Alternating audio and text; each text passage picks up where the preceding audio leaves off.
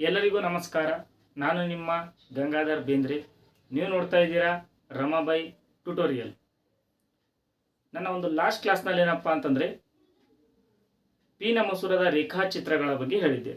ಪ್ರಮುಖವಾಗಿ 3 ರೇಖಾಚಿತ್ರಗಳ ಬಗ್ಗೆ ನಾನು ಹೇಳಿದ್ದೆ. ಮೊದಲನೆಯದು ಪೀನ ಮಸೂರಿನ ಸ್ಥಾನ ಪೀನ ಮಸೂರಿನಲ್ಲಿ ಇರುವಂತಹ ವಸ್ತುವಿನ ಸ್ಥಾನ ಏನಪ್ಪ ಅಂತಂದರೆ ಅನಂತ ದೂರದಲ್ಲಿದ್ದಾಗ ಅದರ ಪ್ರತಿಬಿಂಬದ ಸ್ಥಾನ ಏನಪ್ಪ ಅಂತಂದರೆ F2 ಪ್ರಧಾನ ಸಂಗಮದಲ್ಲಿ ಏನಪ್ಪ ಅಂದ್ರೆ ಗೋಚರಿಸಿತ್ತು. ಇದು ಯಾವ ಗಾತ್ರದಲ್ಲಿತ್ತಪ್ಪ ಅಂತಂದರೆ ಚುಕ್ಕೆ ಗಾತ್ರದಲ್ಲಿತ್ತು. ಅದೇ ರೀತಿಯಾಗಿ ಇದರ ಸ್ವಭಾವ ಸತ್ಯ ಮತ್ತು ತೆಲೆಕೆಳಗಾಗಿತ್ತು. ಅದೇ ರೀತಿಯಾಗಿ ಎರಡನೇ ರೇಖಾಚಿತ್ರದಲ್ಲಿ ನಾವು ನೋಡುವುದಾದರೆ ಎರಡನೇ ರೇಖಾಚಿತ್ರವು 2F1 ಗಿಂತಲೂ ದೂರವಾಗಿತ್ತು. ಇದು ಪ್ರತಿಬಿಂಬದ ಸ್ಥಾನ F2 ಮತ್ತು 2F2ಗಳ ನಡುವೆ ಇತ್ತು, ಅಥವಾ 2F2 ಮತ್ತು F2ಗಳ ನಡುವೆ ಏನಪ್ಪ ಅಂದರೆ ಪ್ರತಿಬಿಂಬದ ಸ್ಥಾನವಿತ್ತು. ವಸ್ತುವಿನ ಗಾತ್ರಕ್ಕಿಂತಲೂ ಪ್ರತಿಬಿಂಬದ ಗಾತ್ರ ಚಿಕ್ಕದಾಗಿತ್ತು. ಇಲ್ಲಿ ಪ್ರತಿಬಿಂಬದ ಸ್ವಭಾವ ಸತ್ಯ ಮತ್ತು ತೆಲೆಕೆಳಗಾಗಿತ್ತು. ಅದೇ ರೀತಿಯಾಗಿ ಮೂರನೇ ರೇಖಾಚಿತ್ರವನ್ನು ನೋಡಿದಾಗ ನಾವಲ್ಲಿ 2F1 ನಲ್ಲಿ ಏನಪ್ಪ ಅಂತಂದ್ರೆ ವಸ್ತುವಿನ ಸ್ಥಾನವನ್ನು ಇಟ್ಟಾಗ ಪ್ರತಿಬಿಂಬದ ಸ್ಥಾನ 2F2 ಮೇಲೆ ಏನಪ್ಪ ಅಂತಂದ್ರೆ ಮೂಡ್ ಬಂದಿತ್ತು.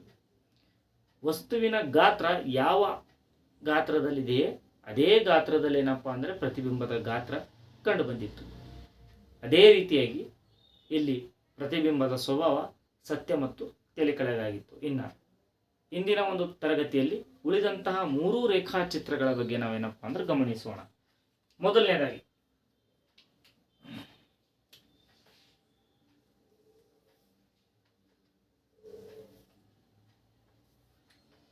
ವಸ್ತುವಿನ ಸ್ಥಾನ,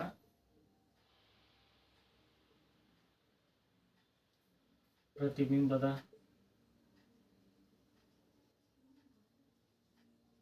ಸ್ಥಾನ,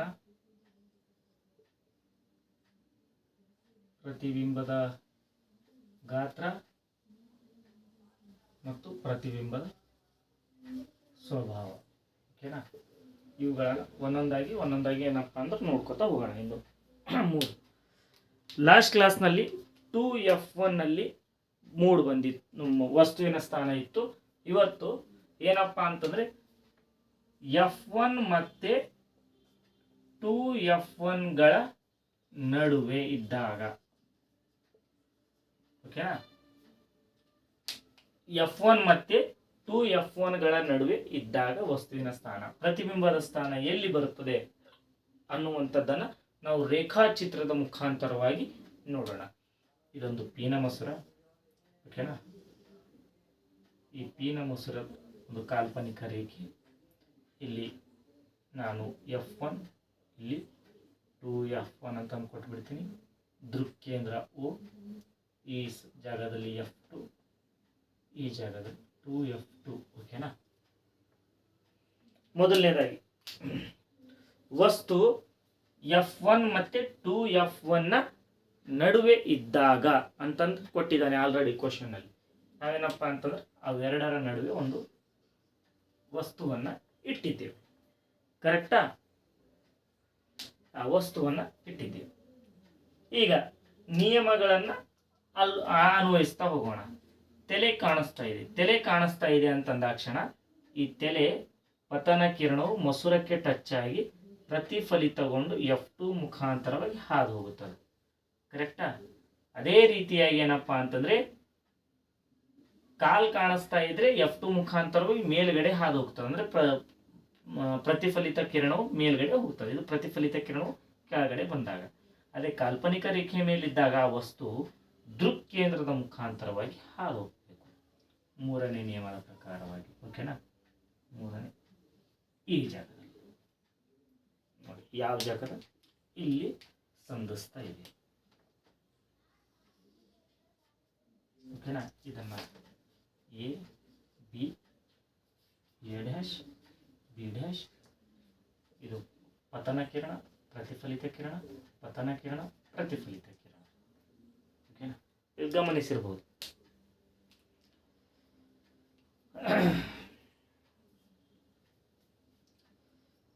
ಮೂರನೇ ವಸ್ತುವಿನ ಸ್ಥಾನವು 2F1 ಮತ್ತು F2ಗಳ ನಡುವೆ ಇದ್ದಾಗ, F1 ಮತ್ತು 2Fನ ನಡುವೆ ಇದ್ದಾಗ ಪ್ರತಿಬಿಂಬದ ಸ್ಥಾನ ಎಲ್ಲಿ ಬರ್ತಾ ಇದೆಯಪ್ಪ ಅಂತಂದರೆ 2F2ಗಿಂತಲೂ ದೂರ. 2F2ಗಿಂತಲೂ ದೂರ. ಓಕೆನಾ? ನೋಡಿ, ಅಲ್ಲೇ ಇದೆ 2F2ಗಿಂತಲೂ ದೂರ. ಪ್ರತಿಬಿಂಬದ ಗಾತ್ರ ಇದು ವಸ್ತುವಿನ ಗಾತ್ರಕ್ಕಿಂತಲೂ ದೊಡ್ಡದಾಗಿ ಕಾಣಿಸ್ತಾ ಇದೆ ಇಲ್ಲ? ಎಸ್, ಕಾಣಿಸ್ತಾ ಇದೆ. ಅಂದ್ರೆ ಪ್ರತಿಬಿಂಬದ ಗಾತ್ರ ದೊಡ್ಡದು. ಅದೇ ರೀತಿಯಾಗಿ ಸ್ವಭಾವ ಪೀನ ಮೊಸರಿನ ಮುಂದುಗಡೆ ಇದ್ದರೆ ಅದು ಯಾವತ್ತು ಬಿ ಏನಾಗಿರುತ್ತೆ? ಸತ್ಯ ಮತ್ತು ತಲೆ ಕೆಳಗಾಗಿ.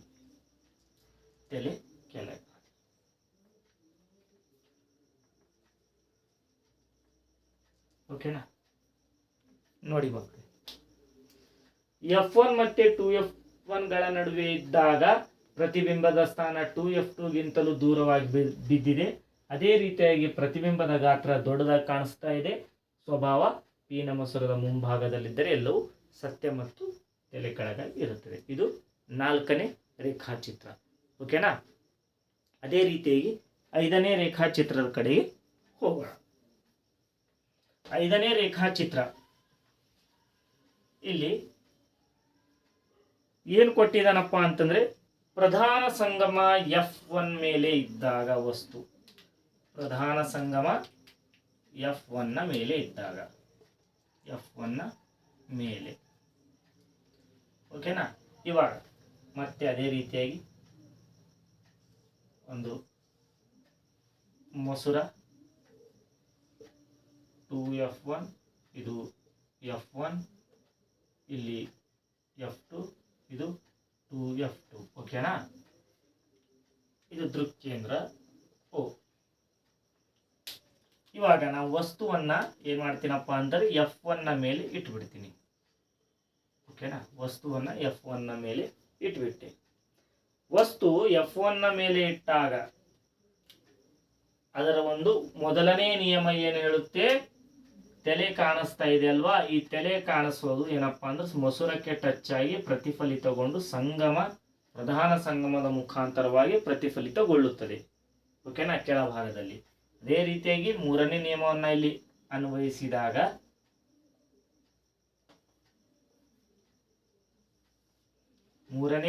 ನೋಡಿದಾಗ ದೃಕ್ಕೇಂದ್ರದ ಮುಖಾಂತರವಾಗಿ ಹೋಗಿ ಎಲ್ಲೋ ಒಂದು ಥೈಲಿ ಏನಪ್ಪಾ ಅಂದ್ರೆ ಸಂಧಿಸ್ತದೆ. ನೋಡಿ,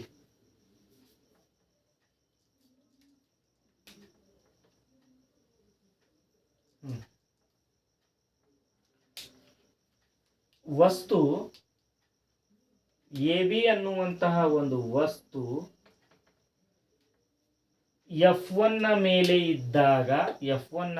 ಇದ್ದಾಗ ನಿಯಮಗಳು ಅನ್ವಯವಾದಾಗ ಮೊದಲನೇ ನಿಯಮ, ಪತನ ಕಿರಣವು ಏನಪ್ಪಾ ಅಂದ್ರೆ ಮೊಸರಕ್ಕೆ ಟಚ್ ಆಗಿ ಪ್ರತಿಫಲಿತಗೊಂಡು F2 ಮುಖಾಂತರವಾಗಿ ಹಾದು ಹೋಗ್ತಾ ಇದೆ. 2ನೇ ನಿಯಮ ಇಲ್ಲಿ ಅನ್ವಯವಾಗುವುದಿಲ್ಲ, ಬಿಕಾಸ್ ಆಫ್ ಕಾಲ್ ಕಾಣಿಸ್ತಾ ಇಲ್ಲ. 3ನೇ ನಿಯಮದ ಪ್ರಕಾರವಾಗಿ ಏನಪ್ಪಾ ಅಂದ್ರೆ ವಸ್ತು ಕಾಲ್ಪನಿಕ ರೇಖೆ ಮೇಲಿದೆ. ಆ ವಸ್ತು ಏನಪ್ಪಾ ಅಂತಂದ್ರೆ ದೃಕ್ಕೇಂದ್ರದ ಮುಖಾಂತರವಾಗಿ ಹಾದು ಹೋಗ್ತಾ ಇದೆ. ಪತನ ಕಿರಣವು ಪ್ರತಿಫಲಿತಗೊಂಡು ಏನಪ್ಪಾ ಅಂದ್ರೆ ಹಾದು ಹೋಗ್ತಾ ಇದೆ. ಇಲ್ಲಿ ಪ್ರತಿಬಿಂಬದ ಸ್ಥಾನ ಕರೆಕ್ಟ್ ಆಗಿ ಗೊತ್ತಾಗ್ತಾ ಇಲ್ಲ, ಪ್ರತಿಬಿಂಬದ ಗಾತ್ರ ಗೊತ್ತಾಗ್ತಾ ಇಲ್ಲ, ಸ್ವಭಾವ ಏನಪ್ಪಾ ಅಂದ್ರೆ ಗೊತ್ತಾಗುತ್ತೆ. ಯಾಕಪ್ಪ ಅಂದ್ರೆ ಇದು ಪೀನ ಮೊಸರದ ಮುಂಭಾಗದಲ್ಲಿ ಏನಪ್ಪಾ ಅಂತಂದ್ರೆ ಬೀಳ್ತಾ ಇದೆ ಅಂತನ್ನುವಂಥದ್ದು ಒಂದಿದೊಂದು ಗೊತ್ತಾಗುತ್ತೆ. ನಾನು ನೇರವಾಗಿ ಸ್ವಭಾವ ಬರೆದು ಬಿಡ್ತೀನಿ, ಸತ್ಯ ಮತ್ತು ತಲೆ ಕೆಳಗಾಗಿ ಅಂತನ್ನುವಂಥದ್ದು. ಇವಾಗ ಸತ್ಯ ಮತ್ತು ತಲೆ ಕೆಳಗಾಗಿ ಬರೆದಾಗ ಪ್ರತಿಬಿಂಬದ ಸ್ಥಾನ ಏನು? ಪ್ರತಿಬಿಂಬದ ಸ್ಥಾನ ಲಾಸ್ಟ್ ಏನಪ್ಪಾ ಅಂದ್ರೆ F1 ಮತ್ತೆ 2F1ಗಳ ನಡುವೆ ಇದ್ದಾಗ 2F2ಗಿಂತಲೂ ದೂರ ಇತ್ತು. ಅದೇ ರೀತಿಯಾಗಿ F1ನ ಮೇಲೆ ಇದ್ದಾಗ ಏನಾಗುತ್ತಪ್ಪ ಅಂತಂದ್ರೆ ಅದು ಅನಂತ ದೂರದಲ್ಲಿ ಬೀಳ್ತಾ ಇದೆ. ಎಲ್ಲೋ ಒಂದು ಥೈಲಿ ಏನಪ್ಪಾ ಅಂದ್ರೆ ಸಂಧಿಸ್ತಾ ಇದೆ ಅಂತಂದ್ರೆ ಅದು ಅನಂತ ದೂರದಲ್ಲಿ ಏನಪ್ಪಾ ಅಂತಂದ್ರ ಪ್ರತಿಬಿಂಬದ ಸ್ಥಾನ ದೊರಕ್ತಾ ಇದೆ. ಹಾಗಾದರೆ ಅನಂತ ದೂರದಲ್ಲಿ ಸಿಕ್ಕಾಗ ಈ ವಸ್ತುವಿನ ಗಾತ್ರಕ್ಕಿಂತಲೂ ಪ್ರತಿಬಿಂಬದ ಗಾತ್ರ ಅತ್ಯಂತ ದೊಡ್ಡದಾಗಿ ಗೋಚರಿಸುತ್ತೆ, ಅತ್ಯಂತ ದೊಡ್ಡದು. ಇನ್ನ ಸ್ವಭಾವ ಏನಪ್ಪಾ ಅಂತಂದ್ರೆ ಸತ್ಯ ಮತ್ತು ತಲೆ ಕೆಳಗಾಗಿ ಏನಪ್ಪಾ ಅಂದ್ರೆ ಇಲ್ಲಿ ಕಂಡು ಬರುತ್ತೆ. ನೋಡಿ, ಸಿಂಪಲ್ ಆಗಿದೆ. F1ನ ಮೇಲೆ ಇದ್ದಾಗ ಪ್ರತಿಬಿಂಬದ ಸ್ಥಾನ ಅನಂತ ದೂರ ಮತ್ತು ಪ್ರತಿಬಿಂಬದ ಗಾತ್ರ ಅತ್ಯಂತ ದೊಡ್ಡದು, ಸ್ವಭಾವ ಸತ್ಯ ಮತ್ತು ತಲೆ ಕೆಳಗಾಗಿ ಇರುತ್ತದೆ. ಇನ್ನು ಕೊನೆಯದಾದಂತಹ ಏನಪ್ಪಾ ಅಂದರೆ ವಸ್ತುವಿನ ಸ್ಥಾನವನ್ನು ಗಮನಿಸೋಣ. ಕೊನೆಯದಾಗಿ ಯಾವುದಪ್ಪ ಅಂತಂದ್ರೆ ಅದು ದೃಕ್ಕೇಂದ್ರ O ಮತ್ತು F1 ನ ನಡುವೆ. ಓಕೆನಾ? ಇಲ್ಲಿ ಮೊಸರವನ್ನ ಇಳಿಸ್ತೀನಿ. ಇದು 2F1, ಇದು F1, ಇದು O, ಇದು F2, ಇದು 2F2. ಓಕೆನಾ? ಇಲ್ಲಿ ನೋಡಿ ಮಕ್ಕಳೇ,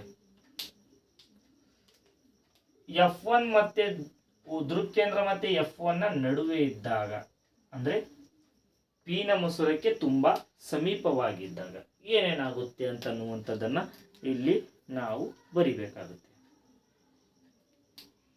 ಮೊದಲನೇ ನಿಯಮದ ಪ್ರಕಾರವಾಗಿ ಏನಪ್ಪಾ ಅಂತಂದ್ರೆ ಹೋಯ್ತು ಸರ್, ಹೋಗಿ F2 ಮುಖಾಂತರವಾಗಿ ಹೋಯ್ತು.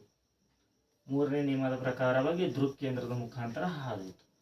ಇಲ್ಲಿ ಗೊತ್ತೇ ಆಗುತ್ತೆ, ಹೋಗ್ತಾ ಹೋಗ್ತಾ ಏನಪ್ಪಾ ಅಂತಂದ್ರೆ ಪ್ರತಿಫಲಿತ ಕಿರಣಗಳು ತುಂಬಾ ಏನಪ್ಪಾ ಅಂತಂದ್ರೆ ದೂರವಾಗ್ತಾ ಇದೆ. ಅದಕ್ಕೋಸ್ಕರ ಇಲ್ಲಿ ಯಾವುದೇ ರೀತಿಯಾದಂತಹ ಏನಪ್ಪಾ ಅಂದ್ರೆ ಪ್ರತಿಬಿಂಬದ ಸ್ಥಾನ ಗೋಚರಿಸಲು ಸಾಧ್ಯವಾಗದೆ ಕಾರಣಕ್ಕಾಗಿ ಏನಪ್ಪಾ ಅಂದ್ರೆ ಇದು ನಾವು ಇಲ್ಲಿ ಮುಂದ್ಗಡೆ ಕಾಲ್ಪನಿಕವಾಗಿ ತೆಗೆದುಕೊಂಡಾಗ ಅಂದ್ರೆ ಪ್ರಾಯೋಗಿಕವಾಗಿ ಮಾಡಿದಾಗ ಮಕ್ಕಳೇ ಇದನ್ನು ಸಹ ತಲೆಯಲ್ಲಿಟ್ಕೊಳ್ಳಿ. ಪ್ರಾಯೋಗಿಕವಾಗಿ P ನ ಮಸೂರವನ್ನು ಇಟ್ಟಾಗ ಕೊನೆಯದಾದಂತಹ ದೃಕ್ಕೇಂದ್ರ ಮತ್ತು F1 ನ ನಡುವೆ ವಸ್ತುವನ್ನಿಟ್ಟಾಗ ಅದು ಎಲ್ಲಿ ಗೋಚರಿಸುತ್ತೆ ಪ್ರತಿಬಿಂಬದ ಸ್ಥಾನ ಅಂತಂದ್ರೆ ನೀವು ಗಮನಿಸಿದ್ರೆ ಈ P ನ ಮಸೂರದೊಳಗಿದೆ ಏನಪ್ಪಾ ಅಂತಂದ್ರೆ ಉಲ್ಟಾ ಆಗಿರುವಂತ ಮೇಣದ ಬತ್ತಿಯ ಏನಪ್ಪಾ ಅಂದ್ರೆ ಅದು ಉರಿಯುವ ಜ್ವಾಲೆ ಏನಪ್ಪಾ ಅಂದ್ರೆ ಉಲ್ಟಾ ಆಗಿ ಏನಪ್ಪಾ ಅಂದ್ರೆ ಈ P ನ ಮಸೂರದೊಳಗನೆ ಕಾಣಿಸುತ್ತೆ. ಓಕೆನಾ? ಇದನ್ನ ಸ್ವಲ್ಪ ಏನಪ್ಪಾ ಅಂದ್ರೆ ಮೆನ್ಷನ್ ಮಾಡ್ಕೊಳ್ಳಿ. ಓಕೆನಾ? ಇಲ್ಲಿ ಇದೇನಪ್ಪಾ ಅಂದ್ರೆ ನಾವು ಕಾಲ್ಪನಿಕವಾಗಿ ಮೇಲ್ಗಡೆ ತಗೊಳ್ತೀನಿ. ಇದನ್ನು ಸಹ ಏನಪ್ಪಾ ಅಂದ್ರೆ ಕಾಲ್ಪನಿಕವಾಗಿ ಮೇಲ್ಗಡೆನ ತಗೊಂಡಿದಾಗ ಒಂದು ಜಾಗದಲ್ಲಿ ಏನಪ್ಪಾ ಅಂದ್ರೆ ಸಂಧಿಸ್ತಾ ಇವೆ. ಇದು ಎಲ್ಲಿ ಸಂಧಿಸ್ತಾ ಇವೆ ಅಂತನ್ನುವಂಥದ್ದು ಇದು ಎಲ್ಲಪ್ಪಾ ಅಂತಂದ್ರೆ ಈ ಜಾಗದಲ್ಲಿ ಸಂಧಿಸ್ತಾ ಇವೆ. ಅಂದ್ರೆ 2F1 ಗಿಂತಲೂ ದೂರವಾಗಿ ಸಂಧಿಸ್ತಾ ಇವೆ. ಹಾಗಾದರೆ ಪ್ರತಿಬಿಂಬದ ಸ್ಥಾನ 2F1 ಗಿಂತಲೂ ದೂರ. ಓಕೆನಾ? ಅದೇ ರೀತಿಯಾಗಿ ಪ್ರತಿಬಿಂಬದ ಗಾತ್ರ ದೊಡ್ಡದು. ಸತ್ಯ ಮತ್ತು ತಲೆ ಕೆಳಗಾಗಿದೆ ಇಲ್ಲ. ಇದೇನಪ್ಪಾ ಅಂದ್ರೆ ಮಿಥ್ಯ ಮತ್ತು ನೇರವಾಗಿದೆ. ಯಾಕಂದ್ರೆ ಪ್ರತಿಬಿಂಬದ ಹಿಂಭಾಗದಲ್ಲಿ ಬೆಳೆಸ್ತಾ ಇರೋ ಕಾರಣಕ್ಕಾಗಿ ಇದು ಮಿಥ್ಯ ಮತ್ತು ನೇರವಾಗಿದೆ. ಓಕೆನಾ? ಇಲ್ಲಿ ಒಟ್ಟಾರೆ P ನ ಮಸೂರಿನ 6 ರೇಖಾಚಿತ್ರದಲ್ಲಿ ನೋಡಿದ್ವಿ. 6ನೇ ರೇಖಾಚಿತ್ರ ಏನಪ್ಪಾ ಅಂದ್ರೆ ಸ್ವಲ್ಪ ನೀವು ನೋಡ್ಕೊಳ್ಬೇಕಾಗುತ್ತೆ. ದೃಕ್ಕೇಂದ್ರ O ಮತ್ತೆ F ನ ನಡುವೆ ಇದ್ದಾಗ ಪ್ರತಿಬಿಂಬದ ಸ್ಥಾನ 2F1 ಗಿಂತಲೂ ದೂರವಾಗಿರುತ್ತದೆ. ಇದು ಪ್ರತಿಬಿಂಬದ ಗಾತ್ರ ದೊಡ್ಡದಾಗಿದ್ದು ಇನ್ನ ಸ್ವಭಾವ ಮಿಥ್ಯ ಮತ್ತು ನೇರವಾಗಿ ಕಂಡುಬರುತ್ತದೆ. ಇಂದಿನ ಈ ಕ್ಲಾಸ್ ನಿಮಗೆ ಅರ್ಥವಾದಲ್ಲಿ ನನ್ನ ವಿಡಿಯೋನ ಲೈಕ್ ಮಾಡಿ, ಶೇರ್ ಮಾಡಿ, ಕಮೆಂಟ್ ಮಾಡಿ, ತಪ್ಪದೆ ಸಬ್ಸ್ಕ್ರೈಬ್ ಕೂಡ ಮಾಡಿ. ಧನ್ಯವಾದಗಳು.